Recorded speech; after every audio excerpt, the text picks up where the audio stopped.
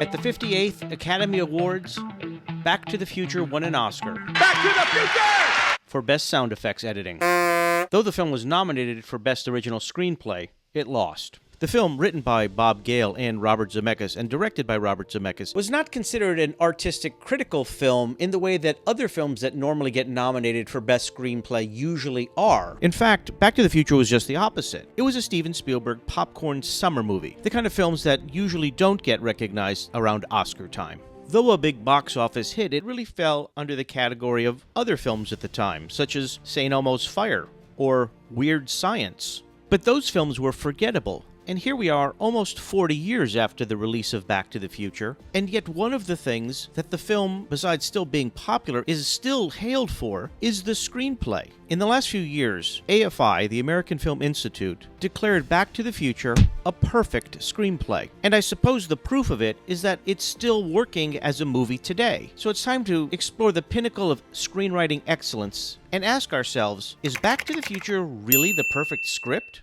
Let's start with the plot. It primarily unfolds between two time periods, very specific time periods. 1985, the year the movie came out, and 1955, exactly 30 years earlier. And the story is about an unlikely friendship between a young high school boy named Marty and a crazy old scientist named Doc Brown. An unlikely duo that actually isn't unlikely when you consider that prior to this movie, there was Dr. Peabody and Sherman, and even today, there's Rick and Morty. And the story goes that Doc Brown has built a time machine out of a car, and in a twist of events, Marty is sent back 30 years into the past to 1955 and accidentally causes his parents not to meet, thus creating the idea that he may not be born.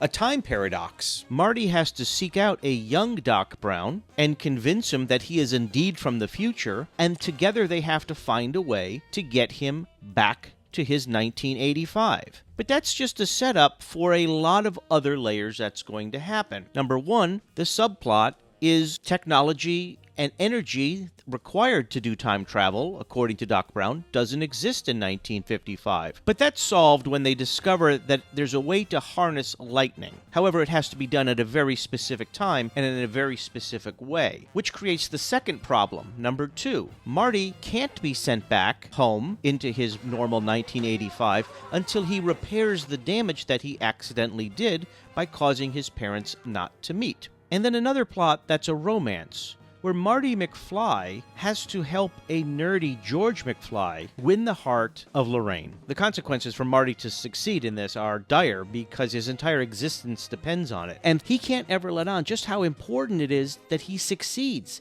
He actually has to keep his mouth shut and play another game to get the two of them to fall in love. A great story idea. And I'm sure the winning pitch that sold the idea in the first place. And finally, there's the time paradox, where a small change in the past could have massive ramifications in the future. Three very specific and interesting themes that all have to be wound together.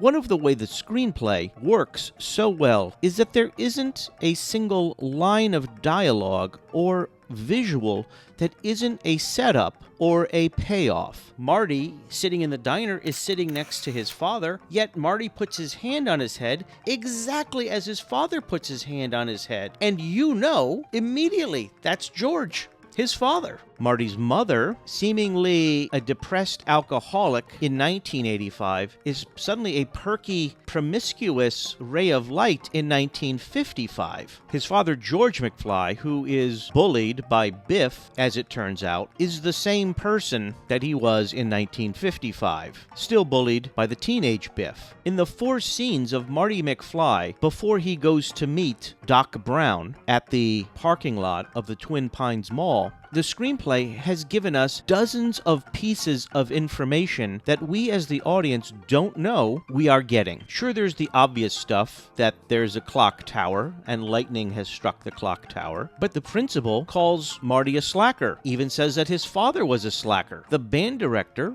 calls Marty's music just too damn loud.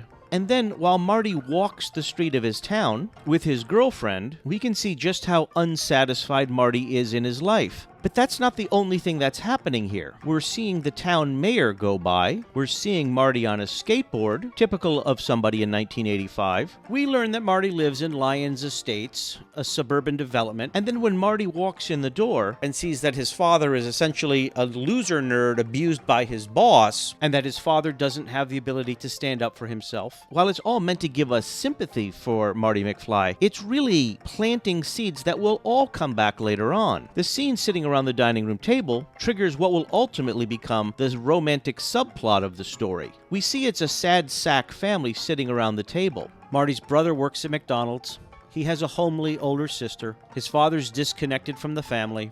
He has an Uncle Joey that's in prison. We see that there's a story as to how Marty McFly's parents met, and we also see that there's a story to how they knew they were in love at the Enchantment Under the Sea dance, where they kissed for the first time. Two key things that ultimately become the driving factor for the subplot. When Marty accidentally causes the first one not to happen, his father getting hit by the car, and almost the second one doesn't happen, which is a kiss at the prom. To talk about the screenplay as a science fiction time travel movie is also significant. Time travel, while impossible, is made possible by setting up very clear rules, which the screenplay expertly, quickly does. Partly it's done through having a nutty professor who has invented the machine, but who has invented it with a certain need for a certain energy going at a certain speed, all of which are ridiculous. But the scene in the parking lot is incredibly important to set up how time travel works. It's not just that Doc Brown says he's made time travel. He has Marty film him as he does an entire sample, where he shows exactly how his time machine works, and does a test sending his dog 1 minute into the future. Visually shown as exactly 1 minute in the future by two matching stopwatches. So when the catalyst, which is Libyans who are coming back for their energy source, cause Marty to accidentally travel back in time, immediately to what existed on that mall before the age of the 80s malls, a pine farm, we, the audience, are actually ahead of Marty in terms of what's happened in the story. And suddenly we begin to realize that everything we didn't think was a setup is actually a setup. As Marty walks through the streets of Hill Valley, he discovers that much of the land hasn't been developed for the neighborhood where he lives. He discovers that the clock is still working. He discovers that the gas station, where most people just do self-serve, is like the olden days where 4 attendants used to come and fix your tire and clean your windows and pump your gas.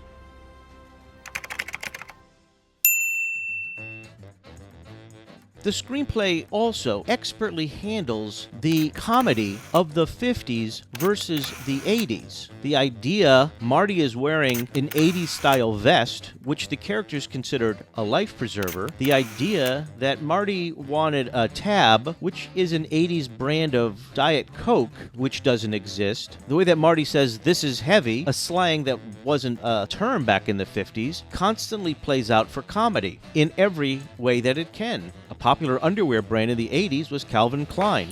But in my opinion, where it becomes the most satisfying screenplay is in the last third, as the plot unfolds into its climaxes. And you realize that everything at this point has now been set up again for another round of payoffs, and done by creating unexpected twists that require other setups that you didn't even know were setups to become paid off. And so let's take each of those plots one at a time. From the sci-fi point of view, Doc Brown didn't want to know his own future, and Marty knows that Doc Brown's going to die in the future. So he writes him a letter, which Doc Brown tears up.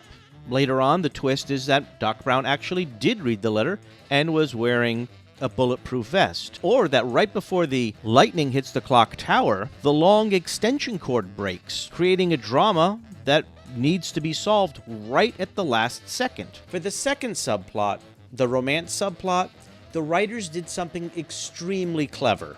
They added a ticking clock to the subplot. It's not enough that Marty just needs to put his parents back together before he goes back to 1985, but they give you a photograph of Marty and his older brother and older sister. And it acts as a hourglass with the sand ticking down as each of the children, one at a time, start to become erased from existence. When one of the musicians injures himself and says, "I can't play music anymore," thus the parents may not kiss at the dance, which, as we've set up earlier, is the moment when they know they love each other. We have a twist where Marty has to step in, ultimately paying off the fact that he always wanted to play in his high school dance, but was told he was too loud, gets to play a Chuck Berry song, of course only for the children to still think he's too loud. And from the character growth point of view, there's also twists. When Marty's unsuccessfully able to get his mother to like George and comes up with this idea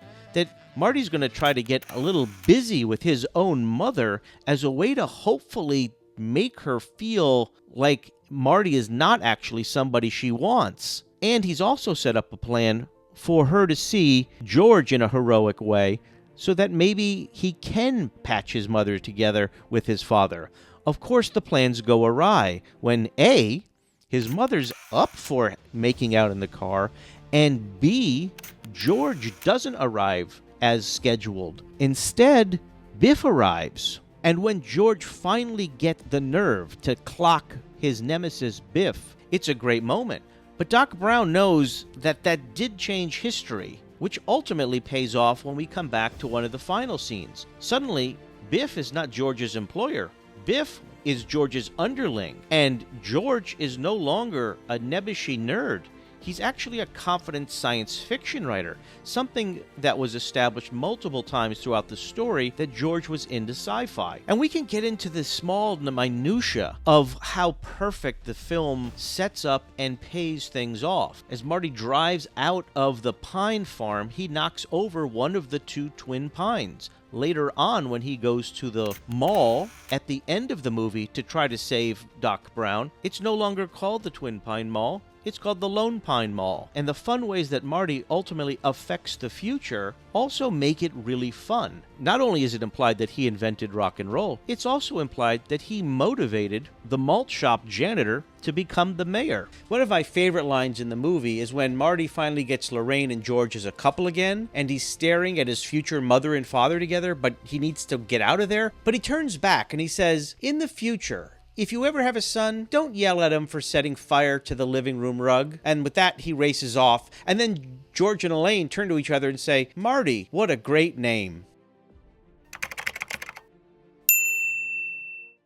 Now, there are two things in the script that, in my opinion, don't really work. And one of them is the fact that the opening scene with a bunch of clocks leading to Marty walking in and trying to turn up an amp, play a guitar, and being thrown through the back. It's a great opening scene, but it really doesn't mean anything. It doesn't set anything up. Then the phone call from Doc Brown telling Marty that his clocks are 10 minutes behind, which makes no sense, therefore Marty's late for school, is an okay way to introduce the movie. It doesn't come back in any way of substance. And the movie is so great at clearing up loose ends that it dangles as the scene that doesn't really fit in the movie. Additionally, for the climactic scene to send Marty back to 1985 to work, there needs to be a massive visual demonstration for the audience as to how this is going to work. And the joke is that Doc Brown has created a replica miniature of Hill Valley so that he can demonstrate to Marty how the car is going to go, how it's going to have a pole that hits a wire, and how the lightning will hit the clock tower and be sent down through rods. Requires literally a demonstration that makes no sense that Doc Brown would have been able to create, and the writers knew they needed it. They tried to make a joke out of it by having Doc Brown say, "I'm sorry it's too crude, I didn't have time to paint it," when in reality, it's over-the-top detailed. And additionally, along those same lines, Doc has made a big point as to not wanting to know his future. Marty walks in on him looking at the VHS tape, where Doc Brown realizes something bad may have happened to him, but won't listen to what Marty says. Yet when he is proven to be alive thanks to the bulletproof vest, what was the growth that Doc Brown received that allowed him to wear that vest? He merely turns to Marty and says, "I decided what the hell." Also, we're talking about energy in the fraction of a second. What makes anybody think that the timing of the lightning hitting a wire with a car going 88 miles an hour is going to work? It feels impossible. Yes, we know the lightning hit the clock tower at 10:04, and they do say precisely at 10:04. Well, how did anybody know that? Number one, because in the 1950s, there wasn't anybody there in the streets. We see that. Number two, how do we know that it's precisely 10:04 p.m.? Who the hell had an atomic clock? And when the alarm goes off in the car, meaning Marty is supposed to floor it, he doesn't. By then, how do we even know that there's any chance that when that pole gets to the wire, it's going to be still timed with the clock? But none of these things are really thought about because of just how satisfying all the moments in the movie are. Now, before I go, there have been some criticisms of the movie. Number one, its incestuous undertone. Some critics have pointed out that the potentially uncomfortable elements of the storyline related to Marty McFly's interaction with his teenage mother may be interpreted as incestuous and makes it uncomfortable for the audience to watch, although Lorraine does back off at one point and say that it felt wrong to kiss him, like it was kissing a brother. So in my opinion, it saves that ickiness. Critics have also noted the lack of diversity in the film because it's a predominantly white cast. Besides Mayor Goldie Wilson, there are very few diverse actors or characters. But that may also be because they are portraying a lily-white 1950s town, where in reality that is the case. Also, some critics have argued that the portrayal of female characters, such as Lorraine, is somewhat one-dimensional. She is infatuated with Marty, she is boy-crazy, and romantically in love, and there really is no development in her. At the end of the movie, when she is no longer the alcoholic, but sort of the more successful, happier woman, it could only be due to the fact that now George is a better man, having punched out Biff. But I'll tell you this, I've read the script to Back to the Future, and everything you see in the movie is on the page. It was thought out. There were no accidents. To me, Back to the Future is one of the greatest movies ever made. It is one of the best screenplays ever written. Prove me wrong. Thank you so much for watching, and before you go, take a look at my other movie essays as well as documentaries that I make. I hope you'll explore my channel. Oh, and if you're not a member of my Patreon page, where Patreon members get to talk one-on-one with me and get sneak previews to some of my videos, you really should sign up. Thank you so much.